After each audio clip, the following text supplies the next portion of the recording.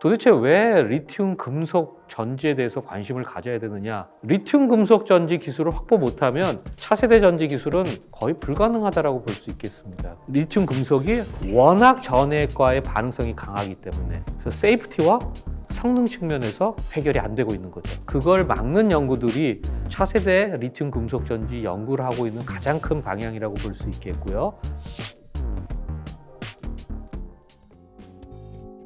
예, 안녕하십니까. 연세대학교 화공생명공학과 이상영 교수입니다. 예, 오늘 제가 드릴 말씀은 2차 전지 분야 중에서도 차세대 전지 소재로 주목받고 있는 리튬 금속과 관련된 내용입니다. 2차 전지 소재 중에서 리튬 금속은 음극재로 사용이 됩니다. 그래서 리튬 금속 음극이라는 표현을 많이 쓰게 되고, 오늘은 이 리튬 금속 음극이 2차 전지에 어떤 식으로 사용되고 있고 또 어떤 문제를 겪고 있으며 향후 어떻게 진보가 될 것인지에 대해서 말씀드려 보도록 하겠습니다.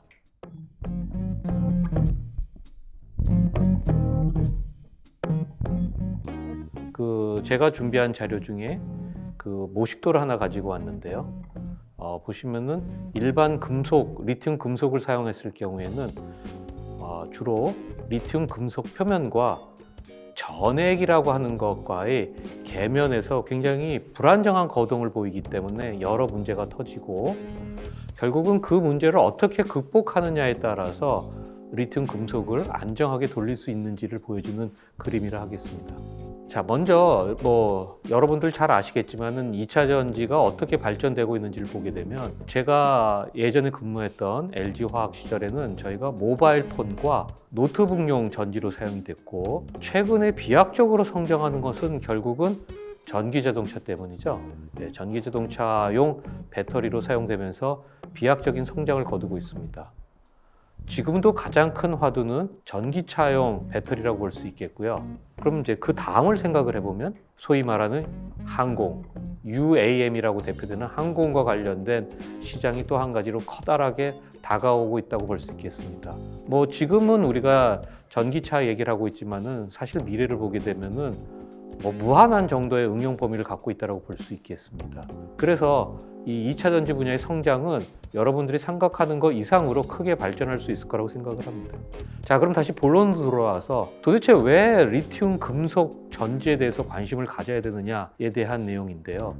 이 자료를 보시면은 가장 쉽게 볼 수 있을 것 같은데, 전기차 관점에서 전기차의 작동 거리, 그러니까 드라이빙 레인지라고 하죠. 마일리지와 그 다음에 전기차용 배터리의 용량과의 관계를 플롯한 그림인데요.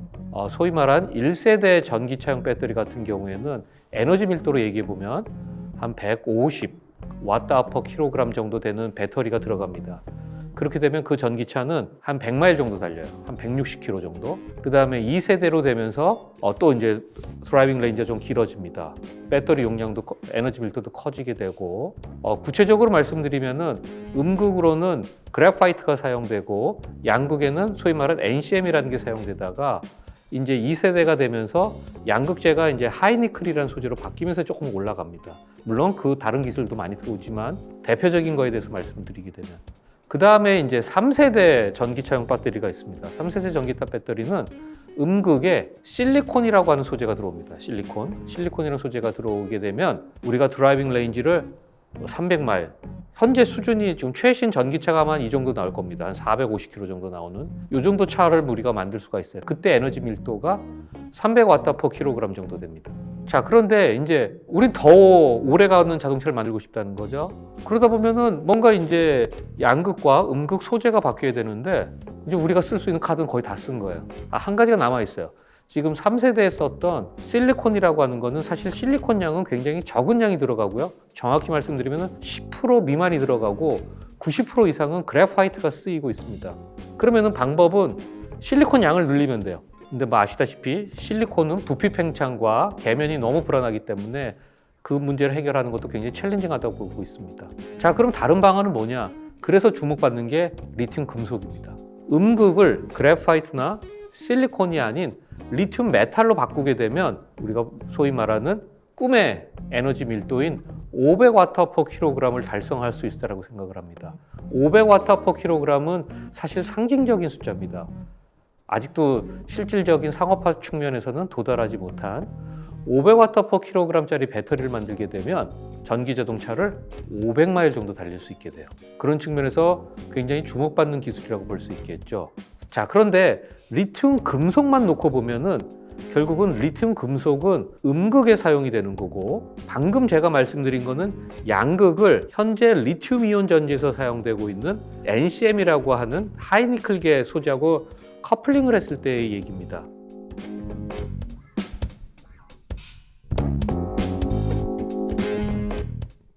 자, 그럼 우리가 또 한 가지 궁금한 게 뭐냐면, 소위 말해서 차세대 리튬이온 배터리는 뭐냐라는 질문을 갖게 되는데, 차세대 리튬이온 전지로 주목받고 있는 게 방금 제가 말씀드린 리튬 금속 전지, 그 다음에 리튬 황 전지, 그 다음에 리튬 에어 전지, 이렇게 거론될 수가 있는데요. 소위 말하는 이 차세대 리튬 이온 전지들은 공통적으로 음극으로 리튬 금속을 쓰고 있습니다.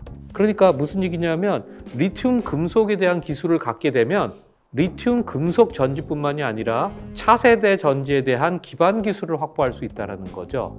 거꾸로 얘기하면 리튬 금속 전지 기술을 확보 못하면 차세대 전지 기술은 거의 불가능하다고 볼 수 있겠습니다. 그래서 리튬 금속 전지라고 하는 것은, 정확히 말씀드리면 리튬 금속 음극이라고 하는 것은 차세대 전지의 플랫폼 기술이다라고 볼 수 있겠습니다. 그래서 사실은 정의를 내리는 게 약간 애매모호할 수도 있는데, 이제 통상적으로 리튬 금속 전지라고 얘기하는 거는 음극으로 리튬 금속, 양극으로는 NCM과 같은 메탈 옥사이드 계통의 양극을 이렇게 연결하는 것을 리튬 금속 전지라고 하고, 양극에 설퍼나 에어를 쓰게 되면 리튬 설퍼나 리튬 에어 전지라고 합니다. 자, 그래서 이 설명을 통해서 우리가 왜 리튬 금속 전지에 관심을 가져야 되는지에 대한 설명이 되겠고요. 조금 어려운 내용이 될 수도 있겠는데, 우리가 이 세상에 사용되는 양극 소재와 음극 소재를 전위와 용량에 따라서 플랫을 해보면 다음과 같이 볼 수 있는데요. 전위가 높은 것들이 주로 양극에 있고, 전위가 낮은 애들이 주로 음극에 있습니다.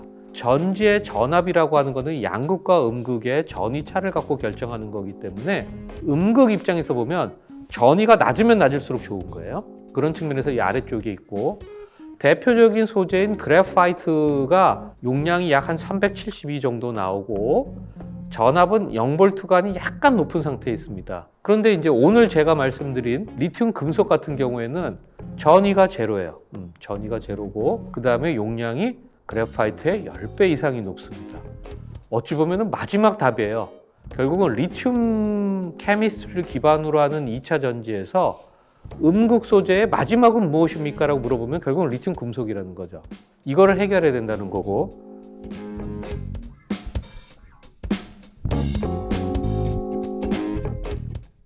다시 조금 더 쉽게 설명을 드리면, 전지 관점으로 여러분들 이게 약간 아이러니합니다. 왜냐면 지금 상업화된 리튬 이온 전지라는 것이 상업화가 된 결정적인 이유는 2019년도에 그 노벨상을 받은 세 분의 박사님들, 그 중에서 일본의 요시노 박사가 한 일이 음극과 관련된 일인데, 이분은 음극으로 지금 우리가 쓰고 있는 그래파이트를 개발하신 분입니다. 자, 그래서 이분의 업적이 사실 없었으면 현재 상업화된 리튬 이온 전지가 없는데, 지금 제가 얘기하고 있는 거, 그 다음에 여러분들이 관심 갖고 있는 리튬 메탈 전지는 과거로 회귀하는 거예요.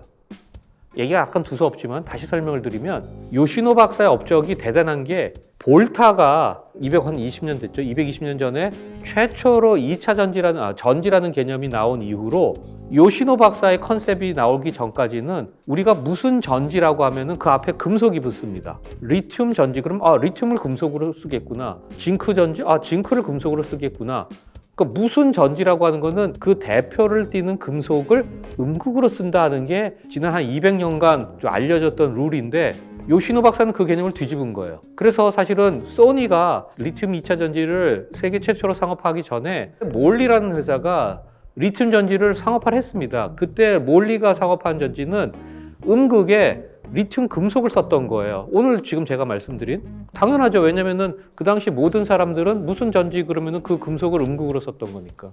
상업화를 했어요. 근데 얼마 안 돼서 다 터졌어요. 다 터져서 그 당시에 몰리가 사업을 정리하면서 리튬 금속은 너무너무 위험하기 때문에 이걸로는 전지를 만들 수 없다 그랬어요. 그래서 또 한 수십 년이 흘렀죠. 근데 요시노 박사가 한 일은 진짜 그동안 수백 년간 가졌던 그 개념을 뒤집어 버린 거죠. 무슨 전지인데도, 리튬 전지인데도 그 리튬을 음극으로 사용하지 않는 전지를 요시노 박사가 개발한 겁니다. 그 덕에 우리가 이걸 좀 사용할 수 있게 된 거고. 그런데 지금 저희는 다시 과거로 돌아가는 거예요.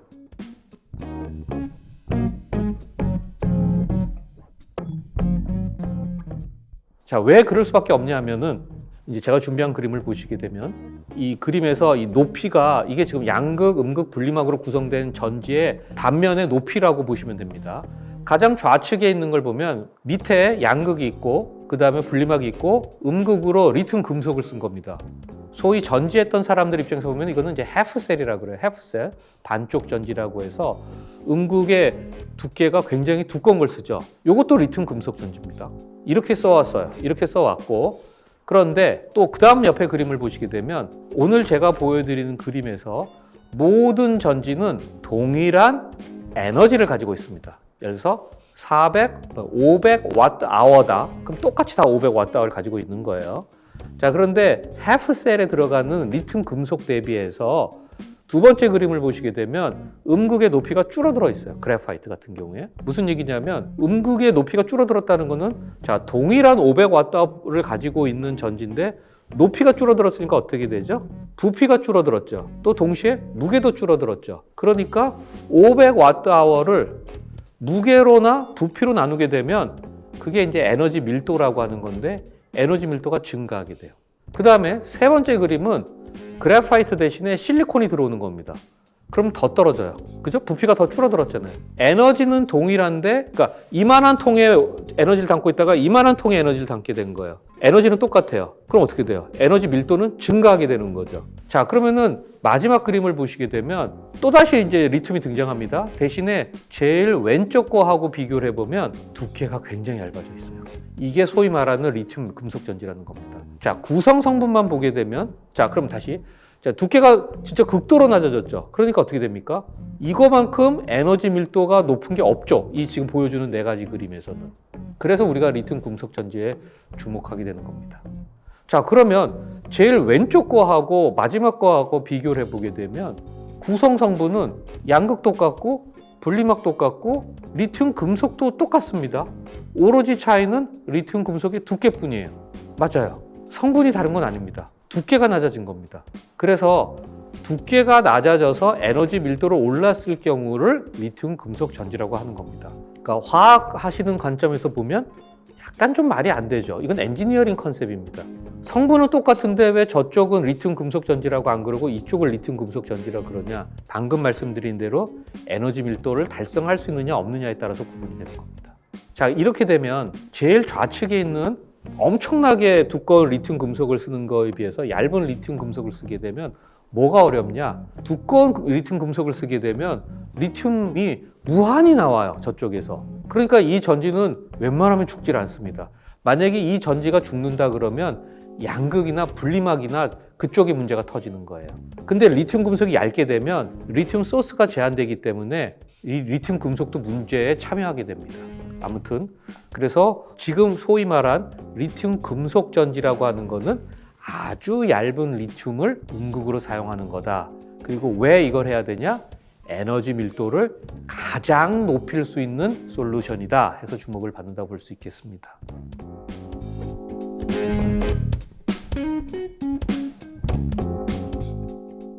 근데 이게 끝이 아니에요. 왜냐하면 지금 리튬 이온 전지는 리튬의 소스가 양극에 있어요.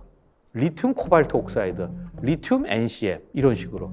그렇다 그러면 원리적으로 따지면 음극에는 아무것도 없어도 돼요. 그냥 구리 집 전체만 있어도 됩니다. 그게 소위 말해서 리튬 금속의 다음번 버전, 애노드 프리라고 하는 무음극 전지라고 하는 게 나오게 됩니다. 이게 사실은 끝판왕이에요. 이렇게 되면 전지가 양극, 분리막, 커퍼 포일만 있으면 됩니다. 이게 지금 전지 업계에서 가장 핫한 토픽 중에 하나입니다. 최근에 2차 전지계에서 차세대 전지로 핫한 토픽을 꼽아봐라 그러면 전고체, 두 번째가 리튬 금속인데 그 리튬 금속은 에노드 프리라고 하는 컨셉까지 갖고 있는 겁니다. 그 얇은 리튬 금속마저도 없어버렸기 때문에 에너지 밀도는 500W/kg 이상을 더 만들 수가 있어요. 그 다음에 무엇보다도 좋은 점은 리튬 금속은 굉장히 반응성이 높고 위험하기 때문에 전지 메이커 입장에서 보면 좀 두려워합니다.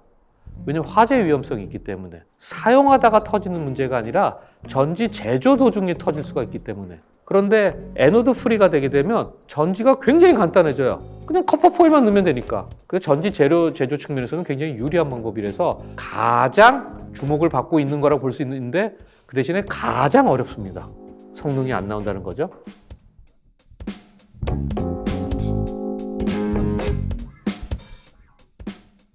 그래서 리튬 메탈 이슈를 조금 정리해 보면은 리튬 메탈 이슈가 나올 때 항상 얘기가 나오는 게 덴드라이트라는 게 나옵니다. 덴드라이트는 쉽게 얘기하면 우리 그 겨울에 처마에서 고드름 자라는 거하고 똑같아요. 물방울이 맺히다 고드름이 자라잖아요. 그런 식으로 리튬 메탈 위에서 리튬 고드름이 자라는 거예요. 그럼 이 고드름이 자라면 뭐가 문제냐? 고드름이 자라게 되면 좀 어려운 얘기인데 원래 이제 리튬 금속이 있으면 리튬 금속 위에 보호막이 하나가 이렇게 형성됩니다. SEI라고 하는 이 보호막이 형성이 되고 나면 그 다음에 안정적으로 리튬이 충방전이 일어나게 되는데 고드름이 자라게 되면 새로운 비표 면적이 생겼기 때문에 거기에 또 다른 SL 레이어가 형성되고 SL 레이어가 형성되기 위해서는 리튬이 소모가 되는 거예요. 그 다음에 또 뭐가 문제냐면 이 고드름이 자라다가 계속 자라다가 얘가 툭툭 끊어져요. 그러자면은 이거는 이제 데드 리튬이라고 하는데 이 데드 리튬이 생기게 되면은 그만큼 내가 넣어준 리튬 금속의 용량을 까먹게 되는 거예요.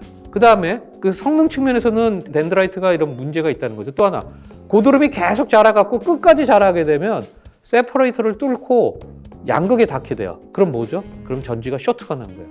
그럼 터져요. 그래서 세이프티와 성능 측면에서 해결이 안 되고 있는 거죠. 그럼 왜 앞서 얘기했던 그래파이트나 실리콘은 이런 문제가 없을까요? 그래파이트를 예를 들면 그래파이트는 아파트 같은 구조예요. 이렇게 1층, 2층, 3층, 4층 이렇게 돼 있어요. 그러니까 리튬이 마치 자기 집에 아파트 들어가서 이렇게 들어갔다 나왔다 들어갔다 나와요. 그러니까 리튬이 빠져나갔다고 해서 그 집이 없어지는 건 아니죠. 근데 금속은 리튬 금속은 이 덩어리로 있다가 덩어리에서 리튬이 빠져나가게 되면은 거기가 없어져 버려요. 막말로 리튬 금속을 다 썼다.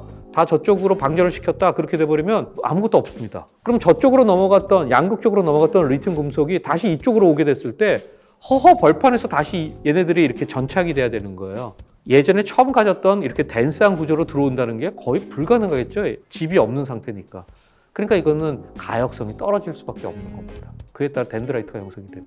그래서 이제 이거를 다시 한번 정리를 했던 여러 가지 연구들이 있습니다. 아무튼 결론적으로 말하면 덴드라이트가 형성이 되는 게 가장 주범이고 그로 인해서 SL 레이어가 불안정한 것이 또 한 가지 문제가 되겠습니다. 그래서 이제 여러 가지 그 일을 해결하기 위해서 많은 노력들을 합니다. 수백 가지 어프로치들을 많이 합니다. 근데 그걸 좀 크게 나눠보면 연력학적으로 안정화시키는 어프로치가 있고 그 다음에 동력학적으로 안정화시키는 어프로치가 있습니다.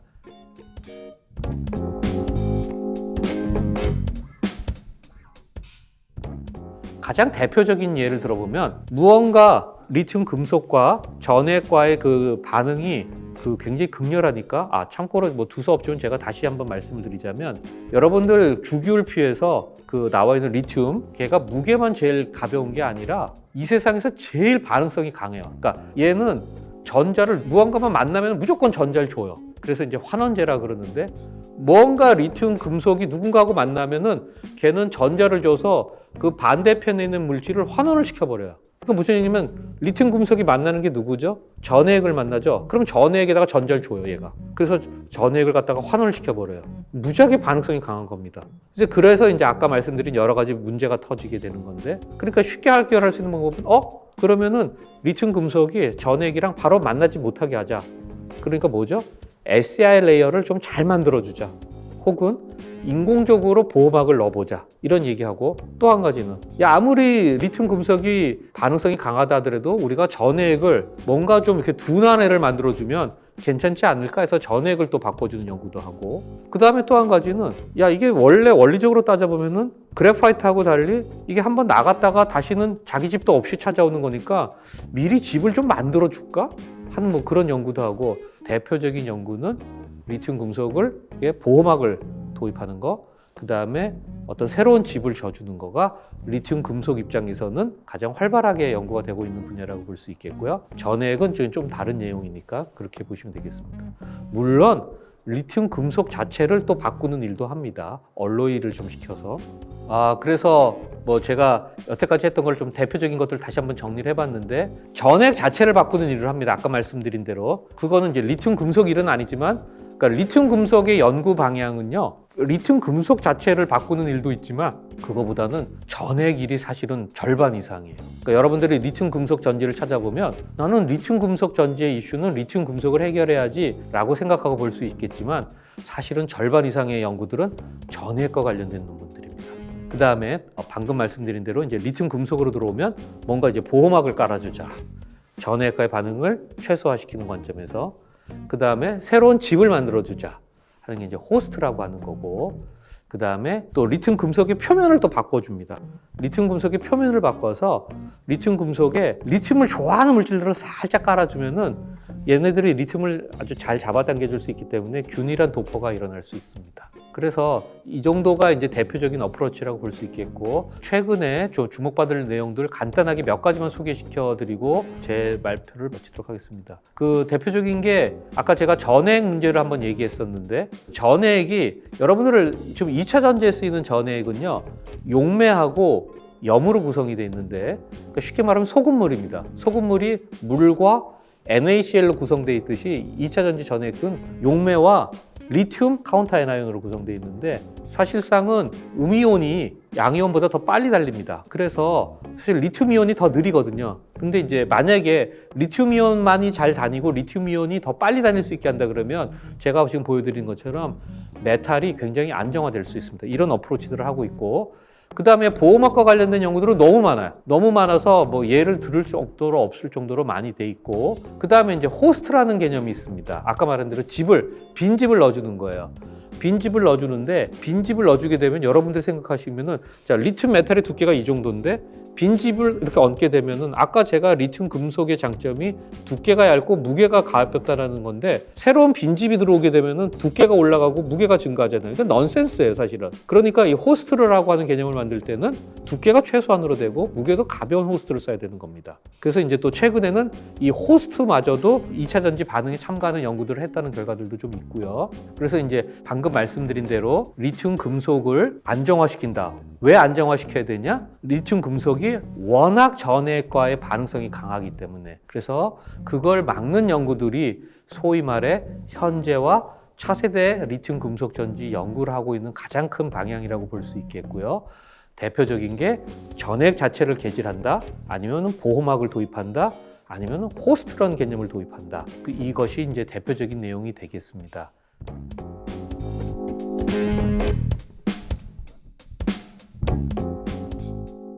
리튬 금속 전지가 지금 설명드린 바와 같이 유망은 하지만 매우 많은 극복해야 될 이슈들이 있습니다. 자, 그런데 이걸 이제 응용 분야하고 같이 연계하게 되면 또 다른 생각을 하게 됩니다. 리튬 금속 전지를 가지고 전기차에 사용하게 된다 하면은 사실 극복해야 될 이슈들이 너무 많아요. 전기차는 장수명이 돼야 되고, 사이클도 많아져야 되고, 안전해야 되고, 너무 많은 이슈들을 극복해야 됩니다. 혹자는 안 될 거라고도 얘기합니다. 저 이슈를 다 극복 못한다. 그래서 전기차에는 리튬 금속 전지가 쓰이기 어렵다라고, 안 그러길 바라지만 그렇게 떠드는 사람도 있습니다. 그런데 응용 분야를 달리 보면, 예를 들어서 드론, 특히 하늘 위 성취권 이상으로 떠서 날아가는 드론 같은 경우에 보면은 에너지 밀도를 무지하게 요구합니다. 500W/kg 이상 요구합니다. 대신에 걔는 트레이드오프가 있어요.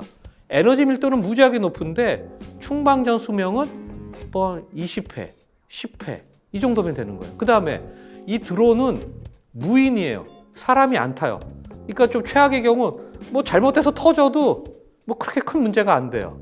그러니까 지금 리튬 금속 전지가 가장 적합한 응용 분야가 되는 겁니다.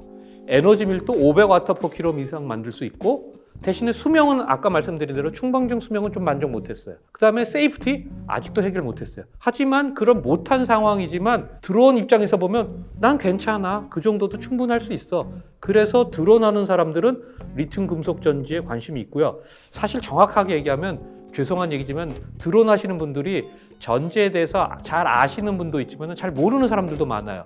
그분들은 그냥 나 에너지 밀도 어느 정도 되는 거 좀 배터리 좀 줘. 그리고 지금 제가 말씀드린 대로 대신에 수명은 얼마 안 돼. 그리고 뭐 터져도 크게 상관없어. 이런 리퀘어먼트를 얘기하거든요. 그런 측면에서 보게 되면은 현재 수준의 리튬 금속 전지가 전기차에는 만족 못 시키지만 드론에는 충분히 응용이 가능하다는 겁니다. 그래서 이런 드론과 같은 새로운 마켓에 아직은 조금 머추어드된 상태가 아니지만 슬슬 적용이 되면서 기술을 올리게 되면 리튬 금속 전지를 가지고 전기차로도 나중에는 사용될 수 있겠고, 아니면 드론 시장이 커지게 되고, 그 다음에 우리가 아까 처음에 말씀드린 대로 UAM이라고 하는 또 다른 새로운 시장이 커지게 됐을 경우에는 리튬 금속 전지가 매우 유명한 시스템이라고 볼 수 있겠습니다. 그래서 여러분들이 전지를 보실 때요, 지금 너무 전기차가 크다 보니까 모든 전지를 전기차용으로만 놓고 생각하시는데 조금 시각을 넓게 보실 필요가 있습니다. 특히 새로운 전지를 얘기했을 경우에는.